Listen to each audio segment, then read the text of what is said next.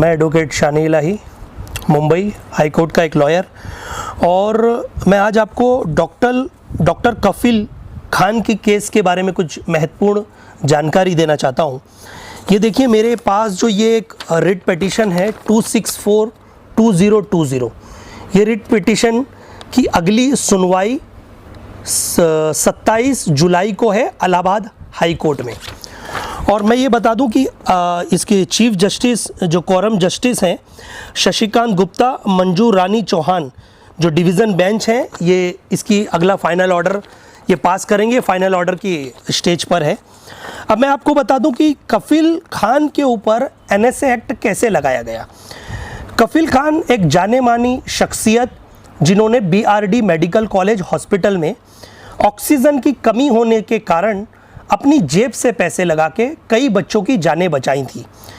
उसके बाद उत्तर प्रदेश की सरकार और वहाँ के मुख्यमंत्री जी बहुत बौखला गए और उसके बाद उन्होंने ये कहा कि डॉक्टर कफील कौन है, अच्छा तू डॉक्टर कफील है, ये अल्फाजों में डॉक्टर कफील से बात की, अब तुझे मैं सबक सिखाता हूँ, ऐसा स्टेटमेंट डॉक्टर कफील ने अपने स्टेटमेंट में दिया। उसके बाद डॉक्टर कफील 56 दिनों तक मथुरा जेल में थे। उसके बाद उनकी वहाँ से बेल हुई और बेल होने के बाद भी उन्हें जेल से रिहा नहीं किया, उनके ऊपर आनन फानन में एनएसए एक्ट लगा दिया गया। अब मैं ये बता दूं ये एनएसए एक्ट क्या है और एनएसए एक्ट किसे कहते हैं। एनएसए एक्ट राष्ट्रीय रसूखा कानून जो रहता है एंड नेशनल सिक्योरिटी एक्ट, इसमें 18 सेक्शन होते हैं और ये एक्ट 23 सितंबर 1980 में इंदिरा गांधी जी की जो गवर्नमेंट थी उसमें ये लागू किया गया था। इसका प्रिवेंशन जो डिटेंशन रहता है वो नॉर्मली 10 से 12 दिनों का रहता है, जब तक सरकार को ये लगता है कि ये सस्पेक्ट है, और अगर सरकार पूरी तरह से एक अपने एविडेंस कोर्ट में नहीं फाइल करती तो बंदे को रिलीज़ कर दिया जाता है। लेकिन अगर सरकार को ये लगता है ये संगीन है, देश में ऐसे गतिविधियों को चलते तहत नुकसान पहुंचा सकता है, तो इसमें 12 महीने का डिटेंशन चाहे तो सरकार बढ़ा देती है। अब ये बता दूं इसमें अधिकार हैं डिस्ट्रिक्ट मजिस्ट्रेट कोर्ट को और कमिश्नर को वहाँ के कि इनके ऊपर कार्रवाई करें। इसमें कोई वारंट नहीं होता, कोई एफआईआर नहीं होती, संगीत सस्पेक्ट होने के नाते इन्हें अरेस्ट कर लिया जाता है, चाहे वो कोई भी स्टेट में हो। उसके बाद ये मैं बता दूं इसे सेंट्रल गवर्नमेंट के पास अधिकार होता है, स्टेट गवर्नमेंट के पास अधिकार होता है और डिस्ट्रिक्ट मजिस्ट्रेट के पास इसका अधिकार होता है।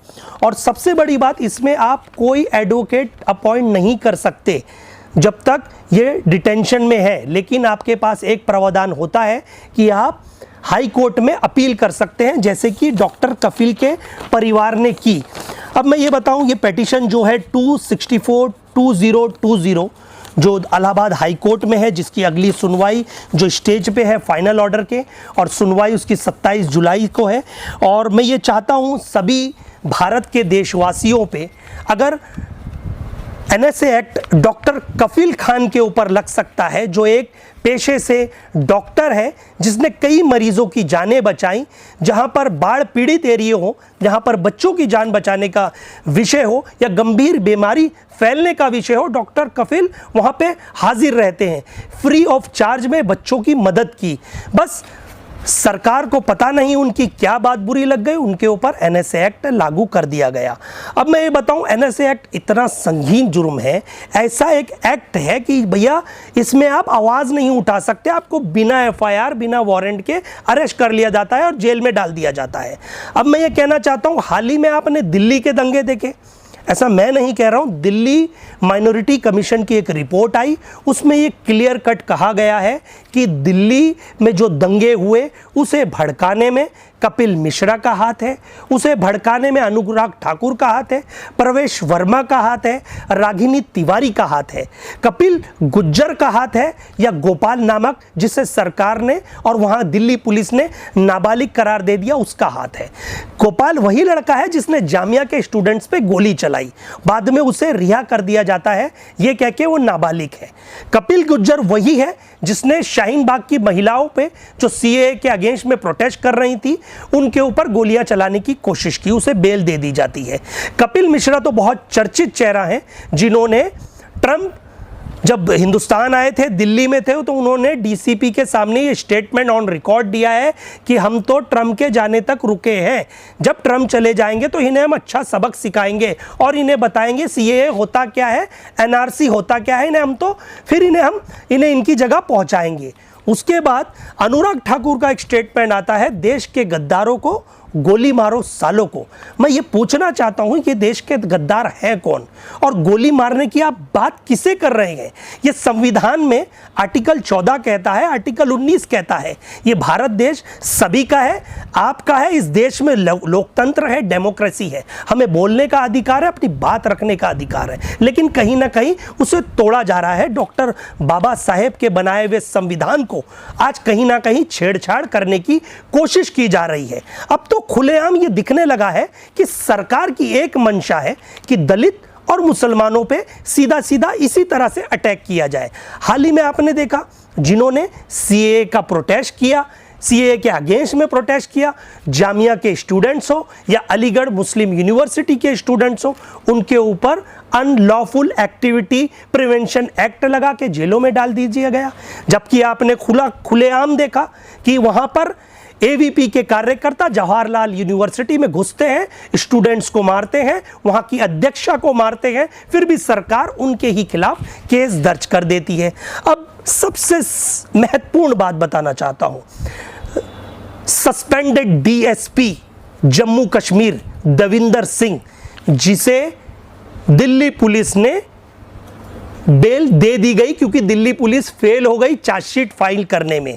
3 महीने का वक्त रहता है चार्जशीट फाइल करने में, लेकिन दिल्ली पुलिस हो सकता है यूएपीए और सीए एनआरसी में बहुत बिजी थी, जो वो चार्जशीट फाइल नहीं कर सकी। लेकिन उसके बाद देविंदर सिंह वो आरोपी थे जिन्हें संदिग्ध आरोप में पकड़ा गया था, जिन्होंने आतंकवादियों को खुलेआम मदद की, हथियार मुहैया कराए।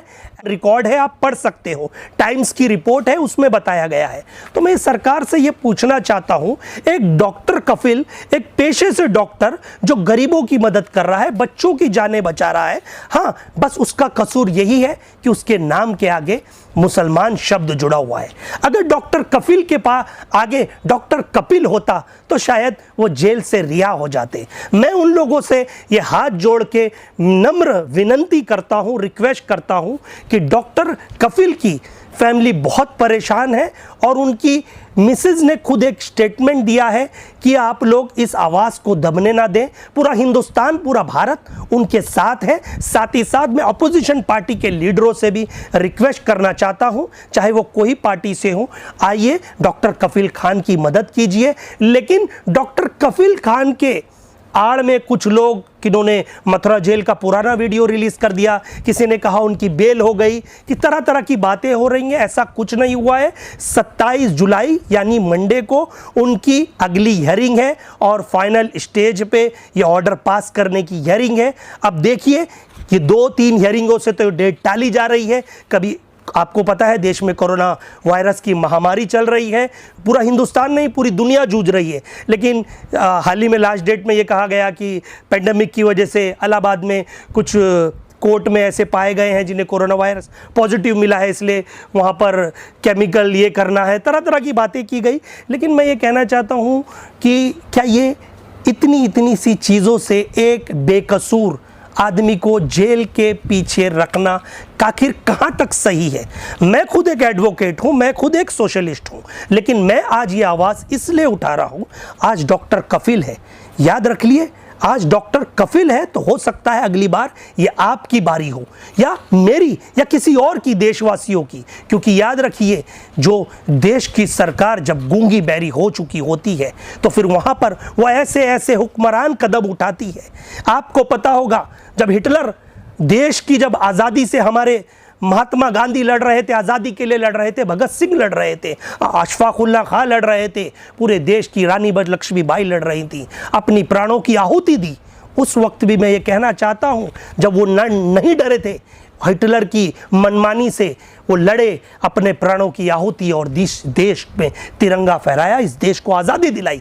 तो आज डॉक्टर कफिल के लिए हम पूरे भारत देशवासी एक होके, चाहे वो कोई धर्म से ताल्लुकात रखते हो, वो हिंदू हो, मुसलमान हो, सिख हो, ईसाई हो, लेकिन डॉक्टर कफिल एक बेकसूर इंसान है। उनके परिवार की मदद कीजिए, चाहे वो अधिवक्ता हो कोर्ट के, चाहे वो कोई अदर एक्टिविस्ट हो, सोशलिस्ट हो, सोशल वर्कर हो, या जर्नलिज्म हो। मैं जर्नलिज्म करने वालों से भी हाथ जोड़ के रिक्वेस्ट है कि सही सही खबरें चलाएं। अगर एक बेकसूर को आप सलाखों के पीछे डालते हो तो याद रखिए ये देश वो परिस्थिति में चला जाता है जो हिटलर अपनी हुक्मरानी करता था। लेकिन आज मैं ये कहना चाहता हूं, डॉक्टर कफिल को रिहा कराने के लिए सोशल मीडिया का प्रावधान है।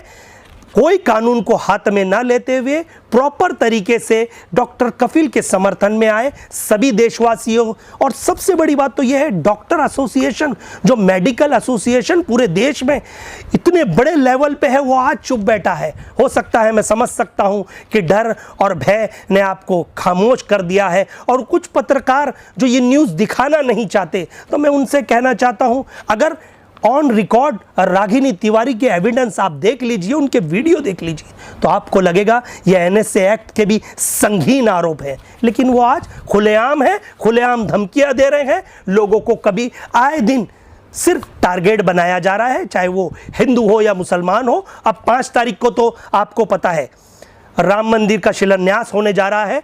हम उस विषय पर कुछ नहीं कहना चाहेंगे, सरकार का विषय है। इस देश में हम जस्टिस को मानते हैं। कानून ने जो प्रतिक्रियाएं रखी, कानून के जो ऑर्डर आए, पूरे देश ने उसे सराहा। लेकिन इस वक्त बात करने का डॉक्टर कफिल का है, जो बेकसूर है, और उसे आज़ाद कराना है। हम सबको, जिस तरह से हमने आज़ादी ली थी, आज हमारा वक्त आ गया है सबको मिलजुल के अपनी कलम से सरकार को लेटर भेजें, सरकार से सवाल पूछें, सरकार से रिक्वेस्ट करें कि आखिर डॉक्टर कफिल कहां तक मुजरिम है, और है तो कैसे हैं, और उनके ऊपर NSA act, national security act, आखिर इतना संगीन आरोप कैसे लगा सकती है सरकार? क्या एविडेंस है उनके खिलाफ? स्टेटमेंट देना कोई वो नहीं है। आप संसद में देख लीजिए, आपके नेताओं देख लीजिए, दिन रात हिंदू मुसलमान के ऊपर स्टेटमेंट देते हैं, दंगे होते हैं, किसी के ऊपर एनएसए एक्ट नहीं लगता। तो मेरी सरकार से यही गुजारिश है कि डॉक्टर कफिल खान के लिए हम सभी, हमारे हिंदुस्तान देशवासियों से कफिल खान के लिए समर्थन में आगे आइए। ये देश जितना उनका है उतना हमारा है, क्योंकि इस भारत देश की आज़ादी में हमारे पुरखों ने भी कुर्बानी दी थी। और ये अगर हंसते हंसते ये आज़ादी का सवाल है, तो वो भगत सिंह की 4 लाइनें याद आ जाती हैं कि सर कटा सकते हैं लेकिन सर झुका सकते नहीं, अपनी आज़ादी को हरगिज़ हम मिटा सकते नहीं। जय हिंद, जय भारत।